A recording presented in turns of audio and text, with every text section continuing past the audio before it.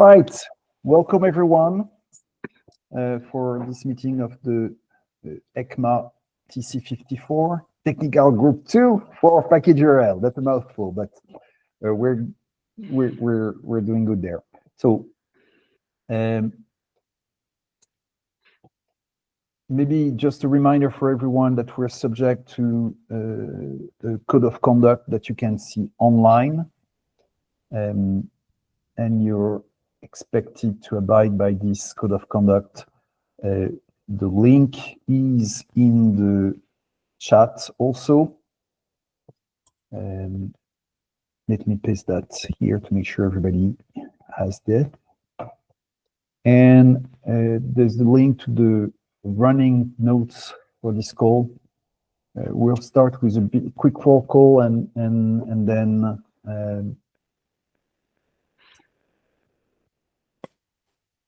then we'll go through. If you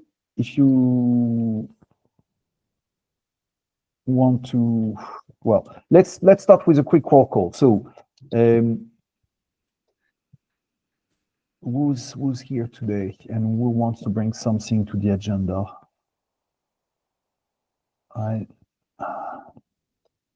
What's the problem with me? I have too many. I always have like literally 50 windows of web browsers and 500 tabs open at all sometimes. Now and then I get lost myself. So, Piotr, do you want to bring something to the agenda today? Not really. Jean-David? No, just observing. Okay. John? Nothing in particular, Philippe. Thank you. Okay. Matt? Nothing here either. Michael? No, I'm observing. Great. So on my side, I just want to make sure we report progress. We'll start by reviewing last call's minutes, which are also pasted as a link in the chat. Oops, and Steve is joining there. Welcome, Steve. Is there something you want to bring to the agenda?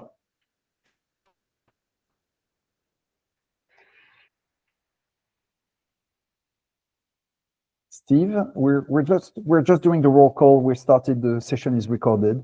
Is there something you want to bring to the agenda? You're muted. We don't hear you. No worries. Okay. I've pasted the links to the last meeting minutes on, it was 2 weeks ago.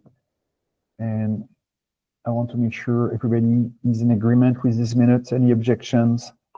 We had essentially similar attendance with Yanis, which is not here today, and Michael, which is new.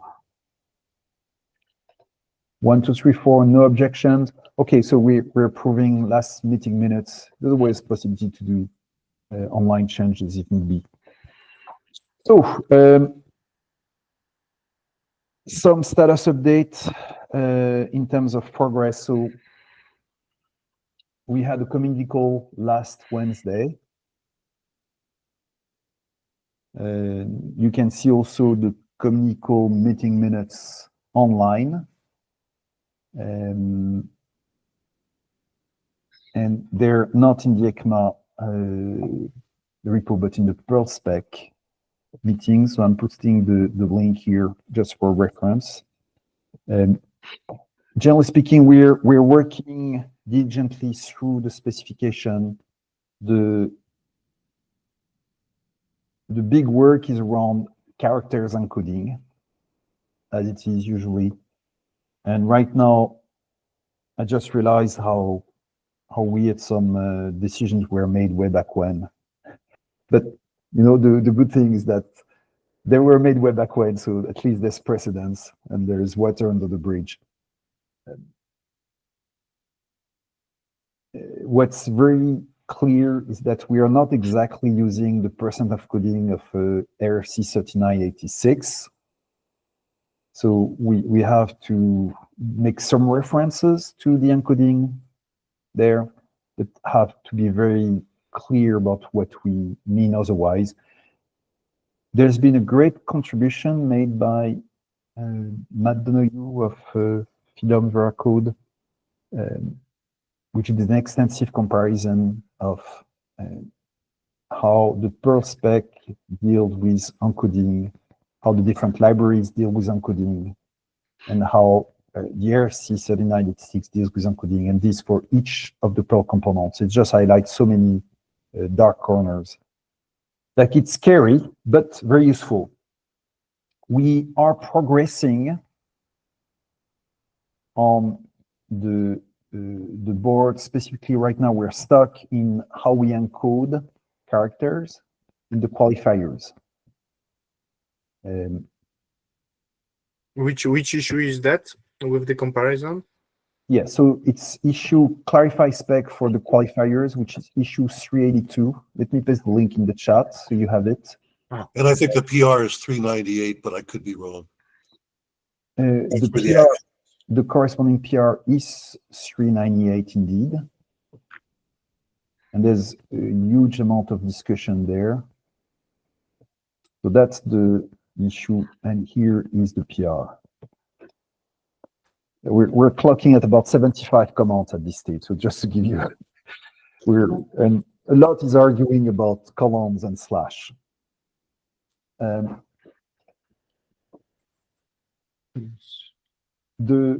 thing is that there's a couple of things that emerge. First, the test suite we have as simple JSON document is a bit too light. It's full of dark corners and a bit too light in the sense that it just says whether Perl. So we provide a Perl and a canonical Perl, and each of the components, and we're saying just with a flag whether it's valid or invalid. Things are much more complicated than that, because things could be parsable, not parsable, canonical or not canonical, or purely invalid. And we will need to evolve the test suites in that sense. So that's one thing. Let me also share my screen so we look at the same stuff together.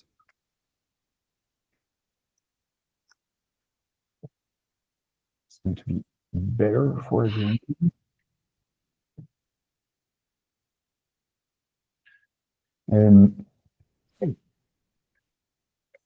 Yeah. So the thing here is that we've started to have something which, let me look at the final document, because the GIF is a bit hard to read.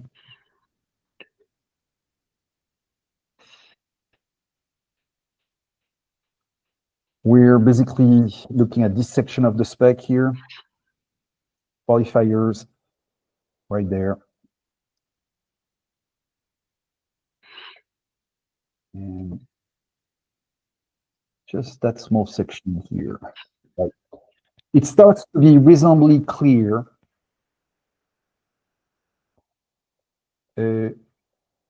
We've agreed to remove any details about how you do the exact coding of characters to put it to the characters encoding section. That's the key thing. And we've adopted a bit scripter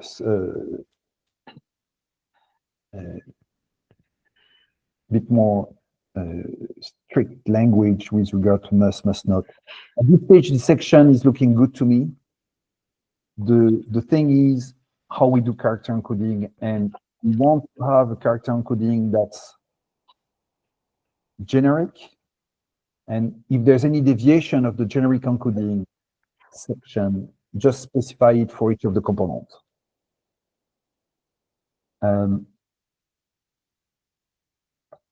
So if we look at the current character encoding section, that's where there's a bit of work that left to be done, which you can see here. So that's still being worked out. There's edits to do. And this part is not fully there. We worked several hours, John and I, this week together on that. This not been pushed. The but eventually, once we've set and agreed on this section, a lot of the work afterwards for other parts will go a bit downhill, much more easy because that's the big hurdle is to make sure we have the crisp and simple language for this section here. Can we word this rule like? But I was looking at the the what with URL specification, and there they have 3 different sections. One is what these components are, like in a computer language, how they should be represented. Then there was an algorithm for the parser and an algorithm for serializing. Yeah. With the parser algorithm being more lenient than what the representation ends up being.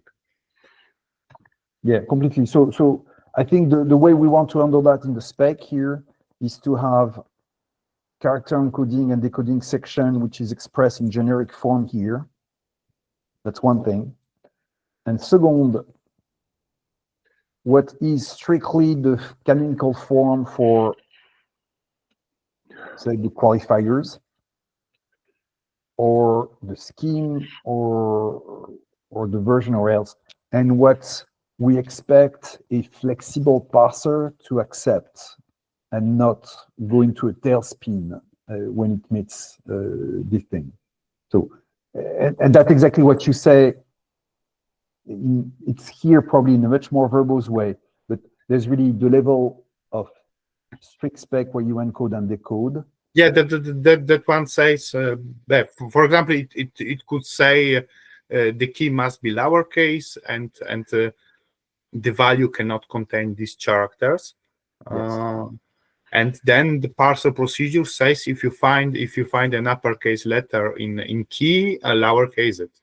Yes, exactly. And so, but we want to put the everything about the parsing as recommendation in a parsing section where before that everything was mixed a bit inside the spec. So, but yes, completely. So this part is the part we're working on right now.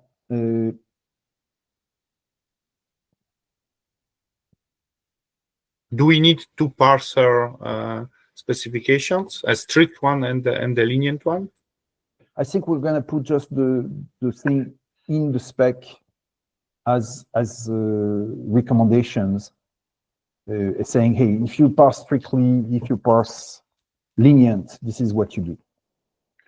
Yeah, because the percent encoding appears only in the serialized form. So yes, once we split everything into components, we don't need to care about encoding anymore because we can say these are strings, Unicode. Yes, no, completely. On the topic, by the way, there's been some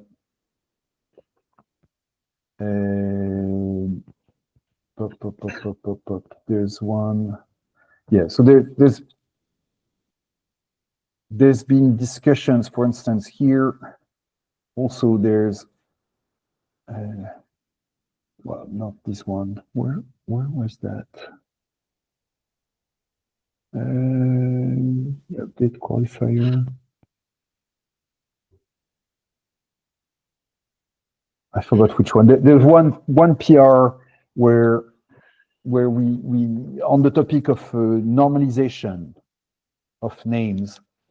One PR was suggesting to revert all the changes that were made, or they've been in the spec forever, to say, for instance, a PyPI package name is lowercase or normalized to lowercase. I don't know if it's the case, but there's these recommendations or this specification a bit everywhere, and someone says, oh, we should not do anything there, and we should not normalize, which would eventually make all the pearls that have been created according to these rules be invalid. So we don't want to go there. So lots of activities. The other thing to consider, so I hope that we'll be over this this issue here of character encoding section for everyone to review that and probably be merged by then, by the next meeting.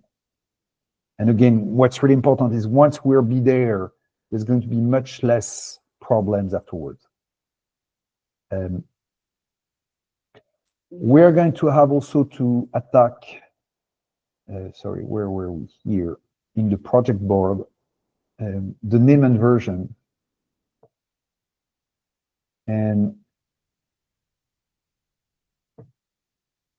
there's still a lot of ambiguities about between, so namespace and name, not name and version. Namespace and name. Versions are pretty straightforward and easy in a way. But there's lack of clarity about whether we encode slash or not, whether it's part of a namespace or part of a name. That's unfortunate, but the spec is ambiguous there. We'll come with a recommendation. It could be then that it's going to be a bit of churn around some package type like Go. Because a package in Go, you have a notion of a module, notion of a package, and where a module starts and where a package starts is not something that can be resolved at scale, short of doing queries to a database of Go modules and Go package.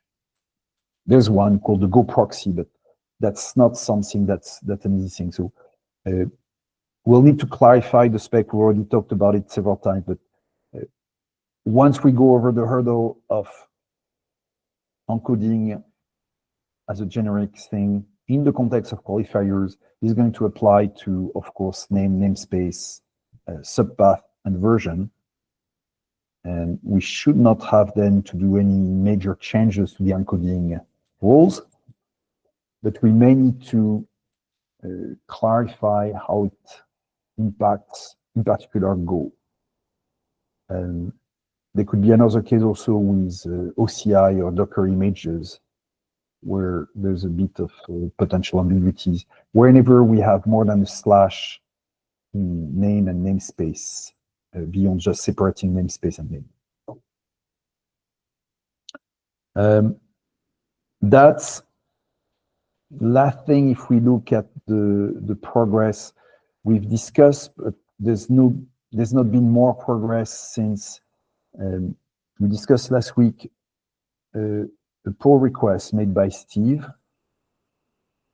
which is important here, which is to basically add a mini JSON schema so that we can define each package type. I don't think we've discussed it 2 weeks ago. It was discussed really last week, but maybe I'm repeating myself. The goal is to say, today, if we look at package types, so let me make sure we all look at the same thing. If you look at the definition for a package type, let's say something like that. It's interesting because they're actually being retyped, if I understand correctly. In any case, we have a certain number of fields. We have a name. We say this is the default repository. This is where you get the name, the version, blah, blah, blah. And we provide a bunch of examples.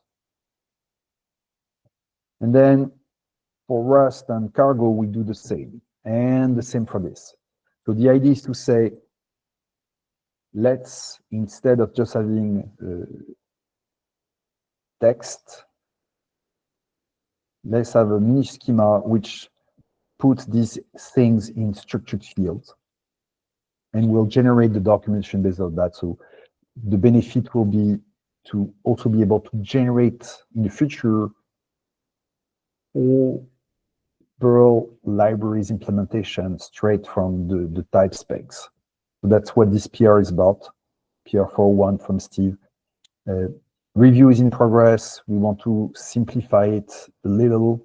Let me just give you an example of some of the things here.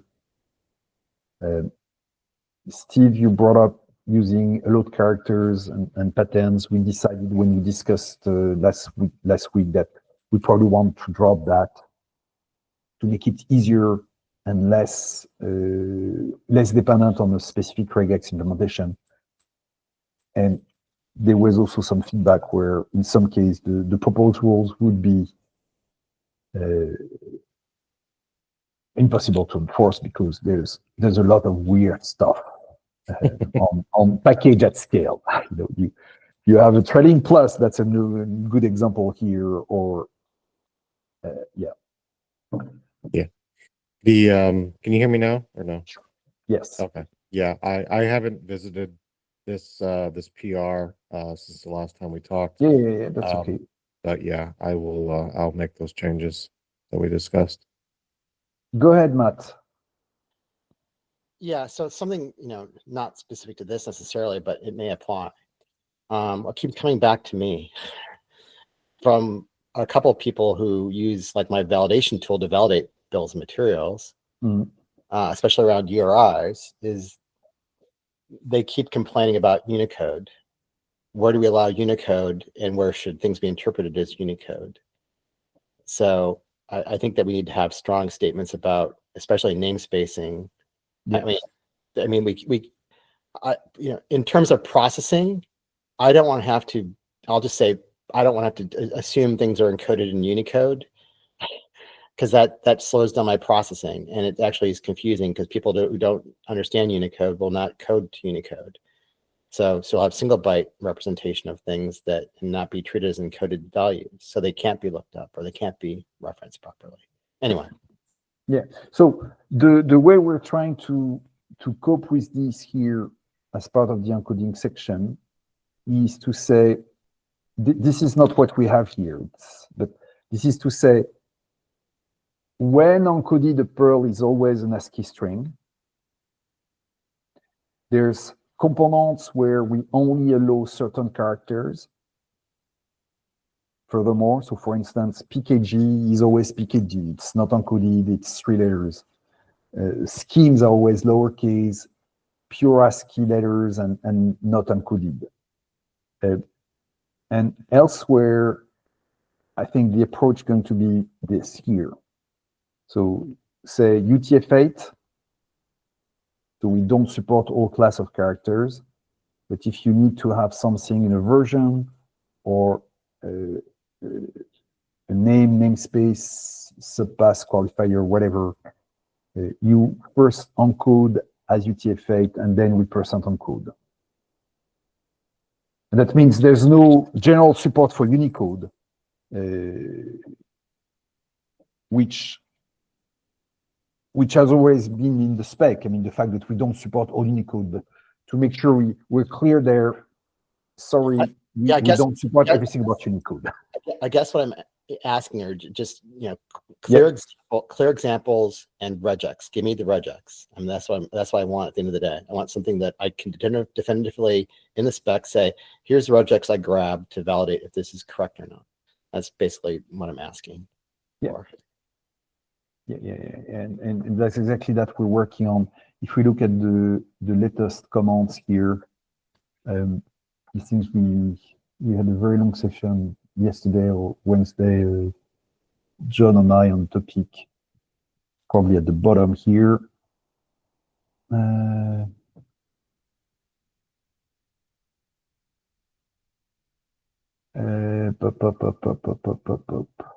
Would be something on right. So that's essentially what you call a regex. But that's what it is. It's our character class. Yeah. So specifically, the problem I hit is with your reference to URIs, and what we have in the CycloneDX spec is we have, the problem is I don't know if we could find a canonical regex that was published. So we have a good enough regex, and people are complaining good enough regex is not suiting their needs. So they want definitive, so we can actually have a type. We can actually reference it as a type that's published, and we can put it into the requires thing for a string type for in our downstream specification. Yeah. So that's essentially won't be a good enough regex. That would be an exact regex. I mean, you have we we want to do it in a compact way and concise way, but that's defining the character class of allowed characters. Yeah, And I then- love that. I totally support that. Completely support that. Yeah. And so the whole discussion right now is just to find the balance between extensive specification and hyper precision versus being concise and ideally booting into RC 3986 for the details. Because the RC Are there 3986 example where after the coding you have non-ASCII characters in a namespace or in a name? it's Are there possible. other ecosystems that allow that? No. So name, namespace, and version will be ASCII always. Once encoded, they're always ASCII. No, Well, before encoding.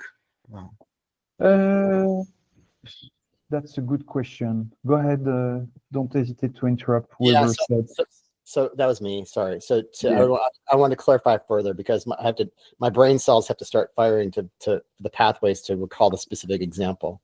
But the specific example was somebody complained that, oh, this is a URI, and as a URI, I can put space characters in the domain name. That's what they were like, white space in the domain name. I'm like, really? Because that was what's failing on the CycloneDX spec. So I don't think that was not intended. Space characters are not allowed in domain names.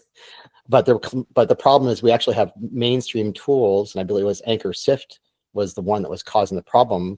They were putting in URIs and spaces and domain names. Yeah. So yeah, Sift has been doing really weird stuff with Pearls.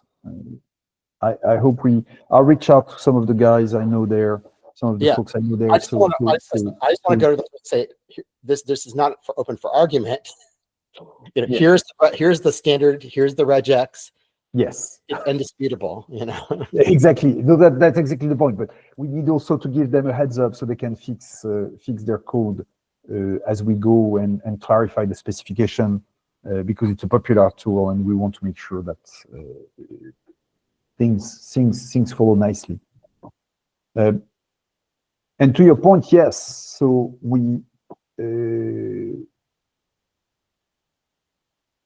we don't have anything that says you cannot have a space there in the namespace or name. And as long as it's encoded and the encoding, we've not clarified this part anyway, so let's not get ahead of ourselves there. But it's going to be updated along. I guess my advice is take control of that and take control of that, especially in terms of naming and schemas and things like domain. Take control of that directly. Don't reference another spec. Okay, that's a good point. Okay, that's I'm taking note of that.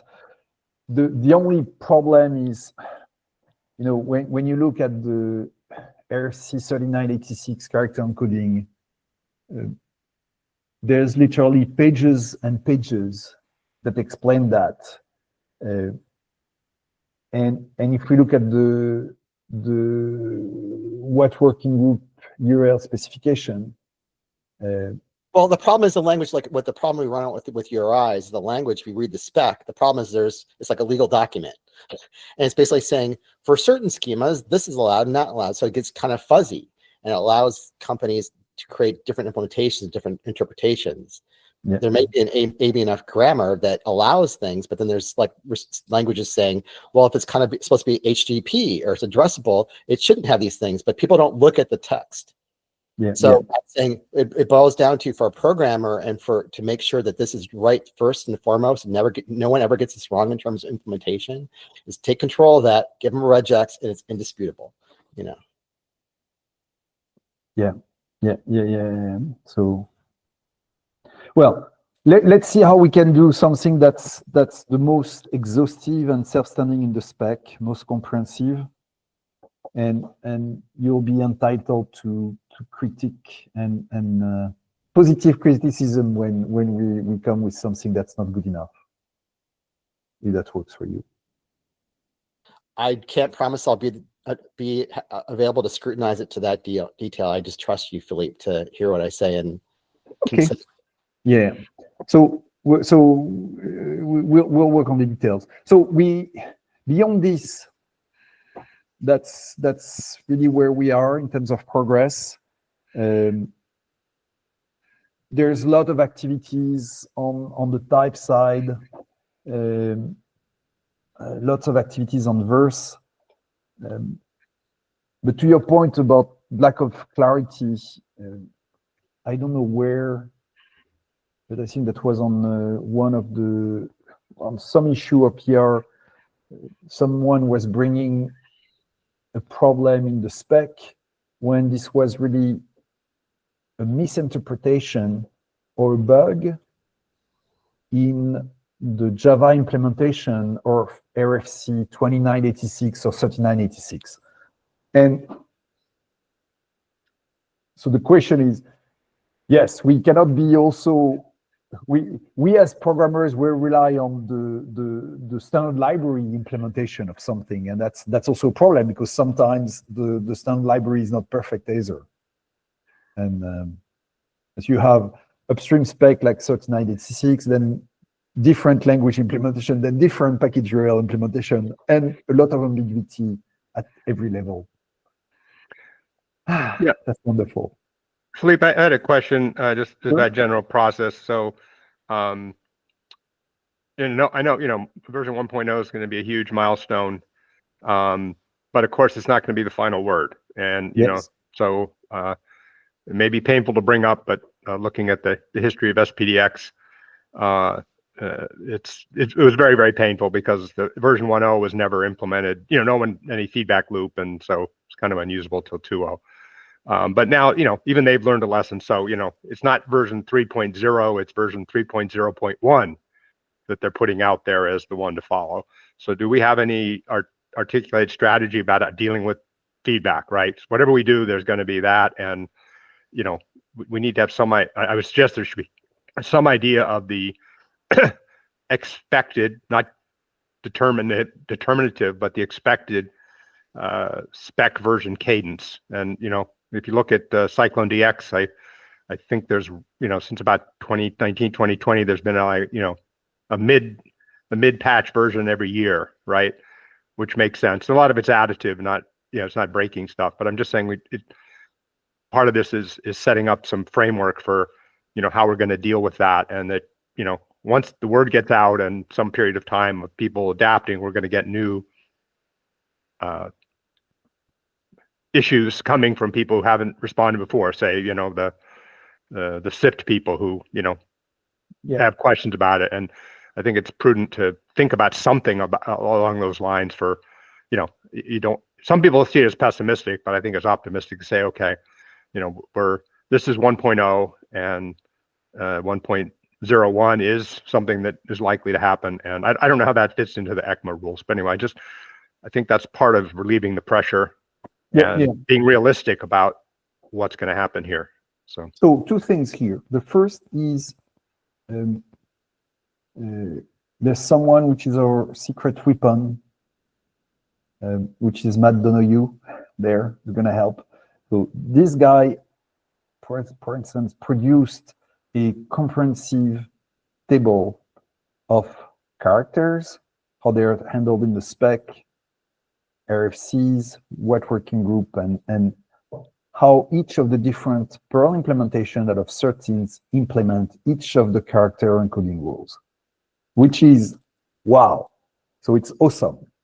It just shows also that there's a lot of potential ambiguities, and we see that there's never two tools or all the tools that get it right. We have 12 or 13 or 3 out of 13 and so on.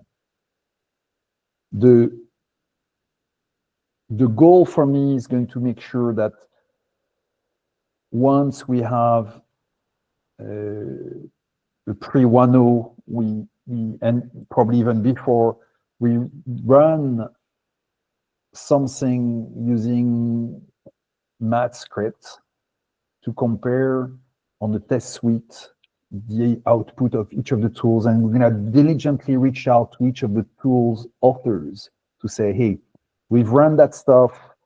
This is what the new spec is for 1.0. We clarified it. There's this and this issue that you need to look at. So that's going to be the first thing. Then, yes, we're probably going to have two things afterwards, likely in the range of yearly release, new version of the spec, unless there's a major issue that needs to be addressed, in which case we'll do it on the fly. And then continuous release of new package types. And if you look at what's happening on the package type side, there's always a huge amount of activity here. Somebody that asked to right. But package type releases are separate from the spec release, right? I thought that they're defined completely to be separate from the right. Right. So a new package type might raise an issue or require some resolution. Someone, there's a back and forth, and people people agree that it does affect the spec, and how do we do it? But it would hopefully most package type additions would not affect the spec necessarily. Yeah. Package types usually don't affect the spec. But so for the core spec, in general, about once a year, unless there's major issues, and then on the fly for types, and then diligently going after each of the implementers to help them eventually fix that. There's potential that we have some funding through About Code to fund the work of each of the tools and libraries implementers to help them support the work there. Jan Kovalec, for instance, is working on Cyclone and Perl, and is funded in part by the German government to support his work as a fellow. So there's ways to make sure not only that we can reach out to this project, but also in some cases be able to help them.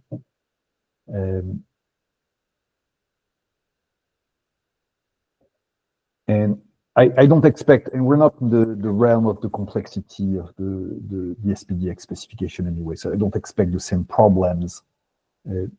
If anything, because we already have 13 and now 14 implementations, there's one in Kotlin that I didn't know of, and not all the implementation are listed here.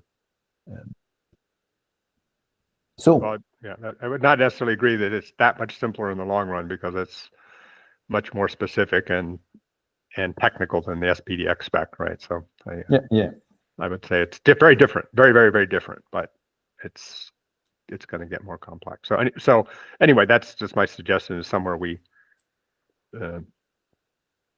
document an expected cadence for updates. And I'm assuming we're following semantic versioning, so a breaking change would, version 1.0. No, okay. We use fuzzy version. We change the version, semantic version. Yeah, we'll do the range of versions. But just in general, that 1.0 is not a breaking change, because there wasn't a 1.0 before, and we can't afford to carry forward historically weird stuff. I can understand people would be concerned, or I don't know, more than concerned, that their implementation isn't working because of their good faith understanding of what was not as complete. But that's not a good argument to grandfather a bunch of stuff in on a version 1.0. Yeah, completely. So that's about it for me. Going ahead, we have a community call next week. We're putting solid hours in the spec to address all the comments. One of the goal, and it's good that we don't have this goal tied to the specification process. Ecma was to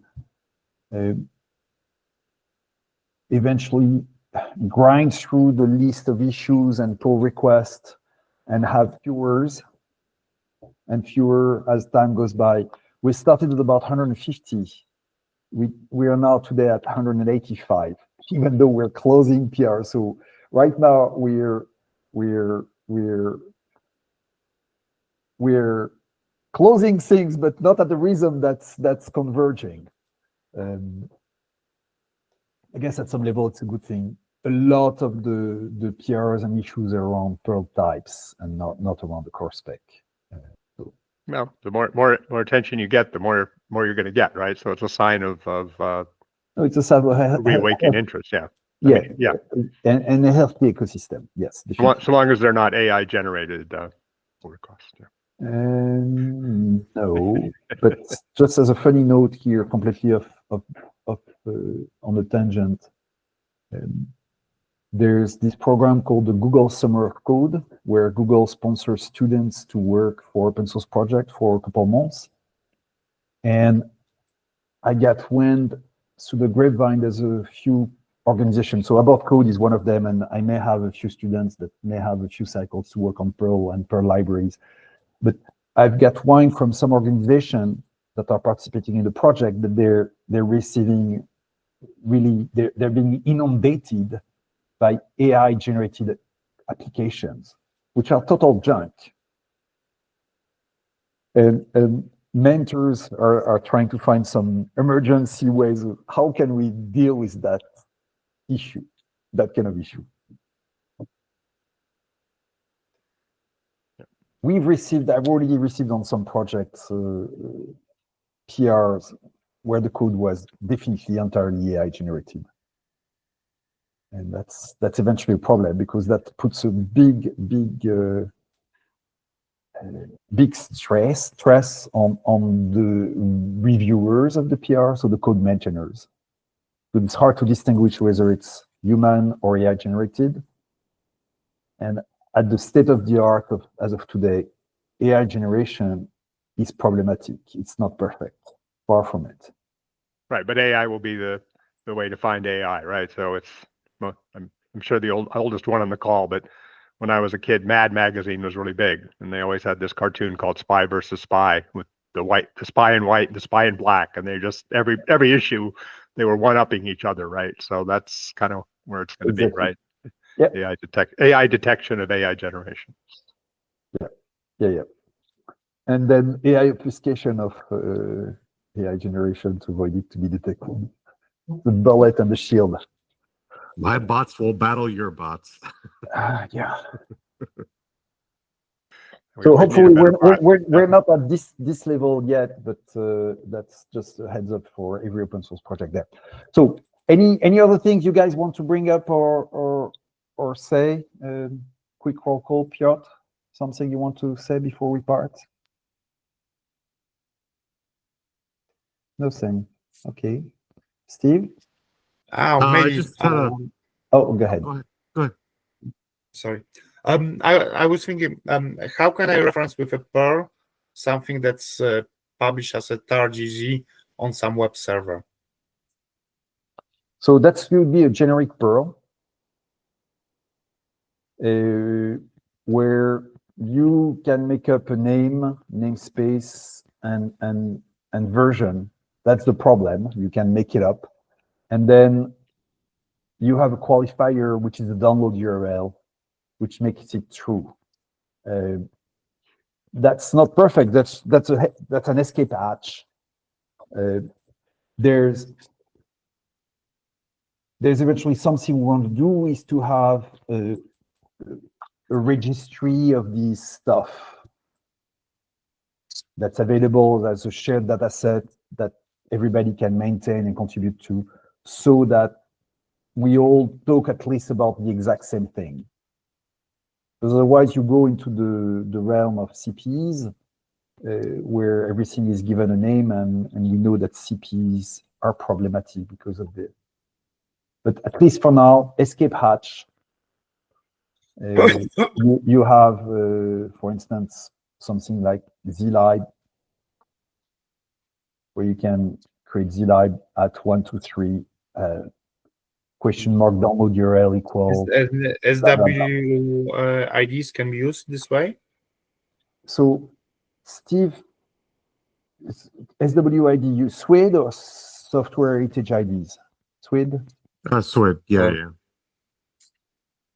Which one? SWID. So there's a, as another escape hatch, Steve has added also to the spec a type support for a SWID identifier. Not the full SWID spec, which is something that nobody knows about because it's behind the paywall. Sorry, I like to bitch about SWID because of that, but at least the SWID ID. So that could be one thing, but SWID identifiers implies that someone gave the name and nobody else but you know what the name is by definition. Yeah, the SWID is really intended for those commercial use cases, things that exist outside of package managers and Yeah. some of these other cases, without necessarily having to rely on the generic use case. Yeah. And Steve, anything you want to bring up before we part? Yeah, as of last night, I stayed up kind of late, but I made some progress on the Ecma doc generation. The pull request that we were waiting on from TC39, so JavaScript, that pull request from that group was merged in. I was able to create a Docker container with one of the commercial tools that we're using for the PDF generation. So in a single build step now, we are able to generate both the online documentation as well as the distributable PDF. That's great. So That's yeah. wonderful. So now it's just a matter of populating that markup. Thank you for going through this not so rewarding thing. Well, it's rewarding when it works, but it's a lot of grind to get there. So your prints there to Yeah. So rewarding. this is going to apply to Cyclone and how we do that. It's going Yeah. to apply to all of the other task groups, Perl, Transparency Exchange API, etc. Great. John David, something you want to bring up? No, just I noticed that the some of those threads had gotten pretty long and detailed, so I need to go back and do my homework on those, especially with all the tables and compatibilities and things like that. But I think the general direction is something I agree with, so I'm just going to be following along there, and then continuing to patch the JavaScript implementation when issues arise. Awesome. Thank you. That's wonderful. Matt? Nothing special. I would say that as an add-on to what I said earlier, I think that in the age of code, and has come up many times on this call, that implementations matter. Oh, That yes. we should put on the radar, not just like a regex, but a what's considered canonical implementation that people can reference in at least one language, that people can then create implementations in their own language or their own spaces from. I think that should be put on the radar. I also wanted to make sure that potentially we consider more package types around data and AI. I see Hugging Face is in there, but in all the Hugging Face documentation, they, instead of spelling out Hugging Face, they are hf.co. So, dealing with alternative, access mechanisms, because if through their tooling, they don't use huggingface.com or whatever, they use the smaller domain syntax. So having alternatives to both shrink the SBOM, if you have lots of references, making things smaller is better. But how do we go about supporting alternative domains or short forms of domains potentially? Anyway. So, okay. Yeah. Well, I think Python packages. I think there's some other places that put out packages. It would be good to have, see if we can get some dialogue or some type of reasoning about how we handle, if there's anything different about handling data references, or especially AI model references. because It's- models are not always a file. You know, they're a repo, and so they're repos, and so the thing also is something which is not entirely trivial, which is what's the metadata for model database sets. what's exactly for a folder, basically. Yeah, no, but something as on mundane on the surface, which is what's an AI model, Right. where are the files format, and what are the metadata. So you have the model card, which is something that emerged, I think, originally with Hugging Face, but maybe not only with Hugging Face, which is essentially YAML front matter in a markdown document. It's 8 tags. It's basically 8 tags, and that's only used for formatting purposes for their website. It has no published meaning anywhere else. So the best reference we found when developing the ML stuff for Cyclone was TensorFlow. They actually had a specification for ML cards that we use as a strong basis. And then actually, if you go to Google documentation, they had an Amazon documentation. They had a much more robust model card. Okay. But I'm saying, but model cards are not the accurate. You know, it comes down to programmatically when I'm referencing something I used in my program.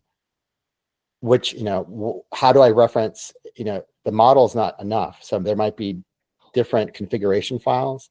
There might be multiple tokenizers. There might be different save points. Save points for the model. You know, so you know, how do I reference those things? So right. Okay.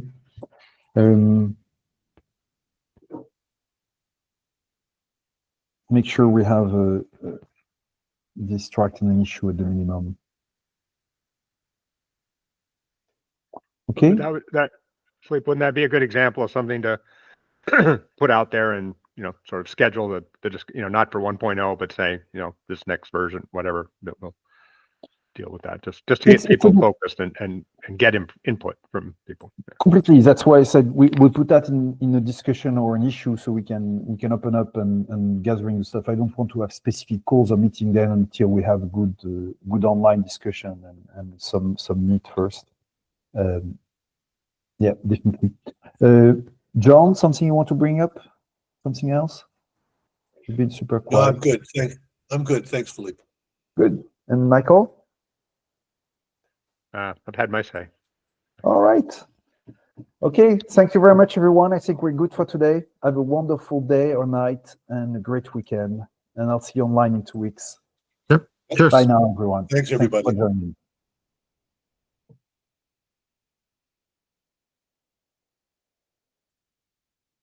Well done, Philippe. That was a good meeting. Let me can't stop the recording, I guess. Manage recording. Stop recording. Great.